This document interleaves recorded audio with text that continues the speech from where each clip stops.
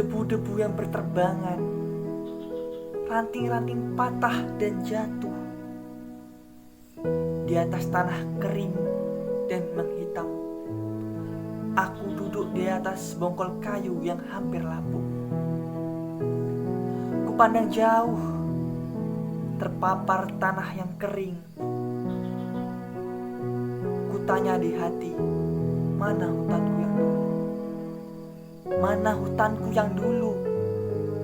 Hutan yang hijau yang membuat nyaman, tentram dan sejuk.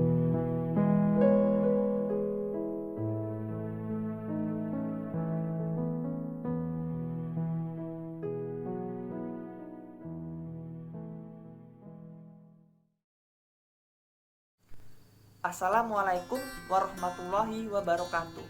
Perkenalkan, nama saya M. Andrika Riansah L. Nomor induk mahasiswa B1182239. Saya adalah salah satu mahasiswa Fakultas Hukum Universitas Jambi semester 5. Pada kesempatan ini, saya akan menjelaskan mengenai pentingnya hukum kehutanan dan pentingnya perlindungan hutan. Dosen pengaku Bapak Dr. Fauzi Syam SH MH. Selamat menyaksikan. Indonesia adalah salah satu negara yang terletak di garis khatulistiwa. Indonesia ditumbuhi hutan yang lebat dan beraneka ragam, sehingga Indonesia dijuluki paru-paru dunia. Oleh karena itu, pemerintah telah membuat undang-undang tentang kehutanan dalam Undang-Undang Republik Indonesia Nomor 41 Tahun 1999 tentang kehutanan. Dalam undang-undang tersebut dikatakan kehutanan tercantum dalam pasal 1 angka 1 Undang-Undang Nomor 41 Tahun 1999 tentang kehutanan. Kehutanan adalah sistem pengurusan yang bersangkut paut dengan hutan, kawasan hutan, dan hasil hutan yang diselenggarakan secara terpadu. Hukum kehutanan merupakan keseluruhan kaedah-kaedah hukum yang mengatur hubungan antara negara dengan hutan dan hubungan antara negara dengan subjek hukum dalam rangka mengelola dan mengusahakan kawasan hutan dalam rangka meningkatkan kesejahteraan masyarakat. Hukum kehutanan mempunyai sifat khusus atau lex specialis karena hukum kehutanan ini hanya mengatur hal-hal yang berkaitan dengan hutan dan kehutanan. Tujuan hukum kehutanan adalah melindungi, memanfaatkan, dan melestarikan hutan agar dapat berfungsi dan memberikan manfaat yang sebesar-besarnya bagi kesejahteraan rakyat. Tetapi dalam tujuan tersebut masih tidak terrealisasi karena akhir-akhir ini perusakan hutan semakin meluas dan kompleks.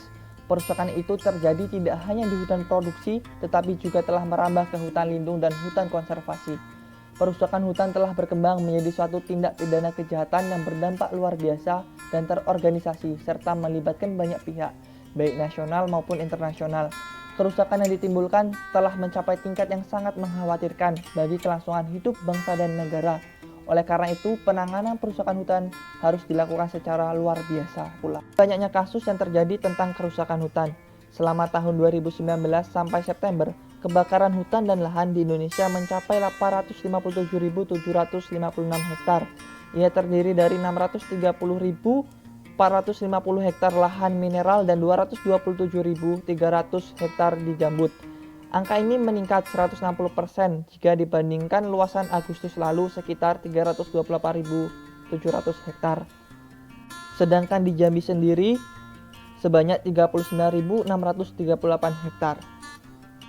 Itu adalah salah satu contoh kecil dari kerusakan hutan, yaitu tentang kebakaran. Belum lagi tentang pembalakan liar, penambangan tanpa izin, penadahan hasil hutan dan perkebunan tanpa izin, dan lain-lain. Padahal perlindungan hutan diatur dalam pasal 46 sampai dengan pasal 51 Undang-Undang Nomor 41 Tahun 1999 tentang kehutanan, di mana upaya perlindungan hutan bertujuan untuk menjaga hutan, kawasan hutan, dan lingkungan agar fungsi lindung, fungsi konservasi, dan fungsi produksi dapat tercapai secara optimal dan lestari.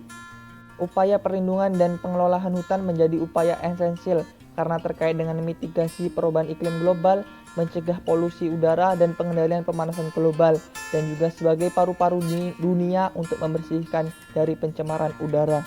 Penyebab kerusakan hutan tersebut tidak lain karena kurangnya kesadaran hukum, kurangnya pengetahuan masyarakat akan hukum, kurangnya kesadaran masyarakat akan pentingnya hutan, dan serta kurang tegasnya pengawasan para aparat penegak hukum. Maka dari itu, marilah kita sama-sama menjaga, melindungi, dan melestarikan hutan kita agar dinikmati oleh anak cucu kita nantinya. Karena hutan itu tidak lain adalah milik kita bersama. Demikianlah penjelasan materi dari saya. Semoga bermanfaat bagi kita semua. Saya ucapkan terima kasih. Wassalamualaikum warahmatullahi wabarakatuh.